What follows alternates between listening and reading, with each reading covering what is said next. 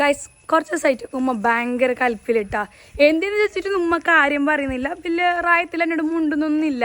ഉമ്മാട് നമുക്ക് ലൈവായിട്ട് ചോദിക്കാം. ഉമ്മ ഉമ്മ ഉമ്മ ഉമ്മ എണിച്ചേ എണിച്ചേ. ഉമ്മ എന്ത് കുറച്ച് ദിവസമായിട്ട് എന്നോട് ഭയങ്കര സ്വീമൂട്ടിൽ നിൽക്കുന്നത്. നീ മാത്രം ടൂർ പോയാ നമുക്ക് പോകണ്ട. ഉമ്മാനെ ഇപ്പൊ ഉമ്മാന്റെ പ്രശ്നം എന്ന് പറയുന്നത് ഉമ്മാക്ക് ടൂർ പോകണം. ഉമ്മക്ക് എവിടെ ടൂർ പോകേണ്ടത്? വയനാട് വയനാട് ഒരിക്കലും ഞാൻ കൊണ്ടുപോയിനല്ലേ നിങ്ങളെ.